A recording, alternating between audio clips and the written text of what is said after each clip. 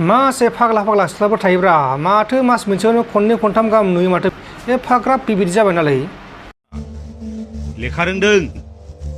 गावनि हारिखौ सिबिनोबो बावलांदों लेखा रोंदों गावनि रावखौ रायलायनो बावलांदों लेखा रोंदों गुबुन हारिजों हाबा जानाया बांलांदों लेखा गोरों जादों गावजों गाव एना एनिया बांलांदों। खुलुमबाय नोंथांमोनखौ आंनि बे second channel P Narzary blog चेनेलाव बयखौबो बरायबाय। दिनै जोङो एसबि बड' निउज एबा सिबि रानि ब्रह्म फुजि बसुमतारी जायबा जोंनि बर' हारिनि मुंदांखा फावखुंग्रि बिथांनि सायाव आरो लोगोसे सानै बर' सिख्ला जाय सानै बर' सिख्लाया बे समाव समाज बिजोंनि गेजेराव मुं गाज्रि खालामगासिनो दङ बिनि सायाव माखासे खोथा सावरायगोन। आसरित जायबा सानै बर' सिख्ला बे सानै बर' सिख्लाया ओरैबायदि आसरित माने मुस्लिम सेंग्रा ना बोराय बेखौ मिथिया बेजों थांफादोंमोन जाहैबाय बेखौ निउसाव बोदों बड'लेण्ड रादाब आरो बड'लेण्ड बुब्लि जेराव मेरावनो होगासिनो दङ दा बेनिखायनो आंबो लाफानाय जादों बेखौ जाहाथे माखासे बर' सिख्लाफोरा बुजियो। अब्ला जों गिबियावनो सिबि रानि ब्रह्म जायबा जोंनि बर' हारिनि मुंदांखा इउटुब निउस बा निउस बुथुमगिरि खौरांगिरि बिथांनि सायाव माखासे खोथा सावरायगोन। बिथाङा गावनि गथ'साखौ थांनाय साननैसो सान सिगां बा दान मोनसे दान मोननै सिगां बा दान मोनथाम सिगां जोनोम होखांबाय आरो बिथाङा गावनि फिसालानि मोखांखौ देखायगोन होनना बुंखादोंमोन। दा बिथाङा गावनि फिसालानि मोखांखौ देखायबाय नायबानो जाबाय नै आं बेहाय होगासिनो दङ स्क्रिनाव नैबेयाबो देखायगोन आङो नाथाय बेयो मोजाङै नङा। बिथाङा गावनि फिसालाखौ देखायबाय बिथाङा थाबैनो देखायगोन होनना बुंखादोंमोन दा देखायबाय बेनो फिसालाया बिनिया। अब्ला जों दा सावरायगोन फुजि बसुमतारी जायबा जोंनि बर' हारिनि मुंदांखा फावखुंग्रि बा एक्ट्रिस बिथाङाबो दाखालि बावैसो नैबे सप्तासे सिगां बा सप्तानै सिगां बे साननैसो सान सिगांसो गथ' जोनोम होदों। बिथांनि गथ'आनो जाहैबाय हिन्जावसा गथ'। दा बिथाङा गावनि गथ'खौ गोबां अनो आरो बिथांनि न'खरनि मानसिफोराव गोबां अनो आरो बिथांनि जायबा फिसायाबो गोबां अनो। बिथांनि फिसाया गावनि फिसाजोखौ जोबोर अननानै गिटार दामनानै फुथुदों माने उन्दुदों आरो ना नायबानो जाबाय नै माखासे सावगारिखौ।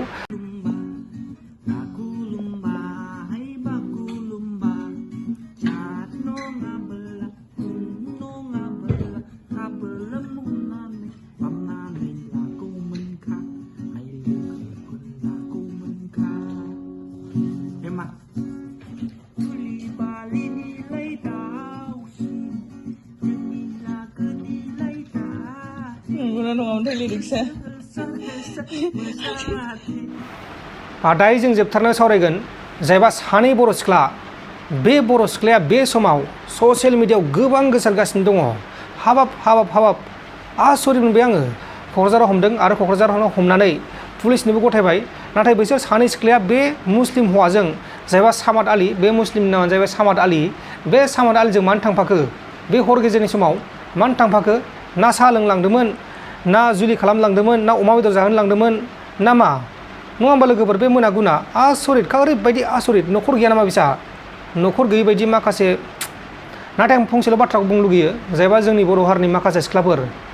बिसोर मा जागासिनो दङ ना बिसोरो गोदो मोजाङै मोनजायाखैमोन नामा बर' हारिनि जानाय आदारखौ साम' मोनजायाखैमोन नामा ना खांख्राइ मोनजायाखैमोन नामा ना नाथुर मोनजायाखैमोन नामा ना नारजि अमा मोनजायाखै नामा मासे बर'नि मेलेम गैयै बायदि बाथ्रा मा होनो बाथ्रा नङा रे खामानि मावो बिसोरलाय लाज नांगौ एसे लाज नांगौ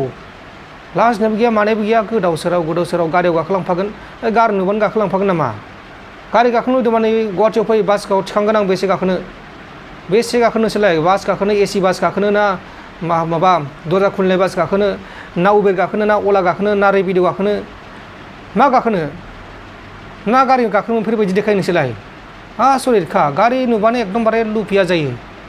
थोद लाज नांगौलै एसे माबायदि मानसि नोंसोरलाय बे गारियालाय मा दिनै दं गाबोन गैया दिनै दं गाबोन गैया दिनै आंनाव दंबाथाय गाबोन नोंसिनाव थागोन दिनै नोंसिनाव थाबा आंनाव गैयाबो जानो हागौ बे गारियालाय मा गिदिर बाथ्रा बे गंसे गारिजों मानसिनि जिबनखौ रुजुजाया सोरबाबा हा फानना बायदों जानो हागौ बे गारिखौ सोरबाबा गावनि किडनिखौनो फाननानै बायदों जानो हागौ सोरबाबा आरो बिमा बिफानिफ्राय दाबिनानै बायदों जानो हागौ सोरबाबा 2 नाम्बारनि खामानि बायदों जानो हागौ नङा होमबा लोगोफोर दा बेखौ बन्द' खालामनांगौ जायबा सिख्लाफोर बेबायदि साननाय सिख्लाफोर दङ आंनि बे इउटुब चेनेलाव नायग्राफोर दंबाथाय नोंथांमोना बेखौ बन्द' खालामदै नङाबाथाय फैजागोनबो नै मानसिफोर दंखायो फैग्रा जोंथ' फैलायखाया जों माला फैलाबायनो जोंथ' फैया नाथाय फैग्रा दंखायो बेखौ आरो गोजौनाय नाहरगासिनो दङ सानसेयाव हमजाखागोन जायफोरा इदि दङ थाबैनो नागारबानो जाबाय जानला मोनला खामानि दामाव आं जोबोद दुखु मोनो नोंथांमोना दुखु मोनो जानांगौ आसरितखा ओरैबायदि आसरित मा होनबावनो खुगायाव राव गैला अब्ला लोगोफोर नोंथांमोना बेनि सायाव मा बुंनो सानो नैबे कमेन्ट बक्सनि गेजेराव फोरमायहरदो। आंथ' बेखौनो बुंनो सानो आसरित। अब्ला गोजोन्थों एसेनोसै जय बर' हारिनि।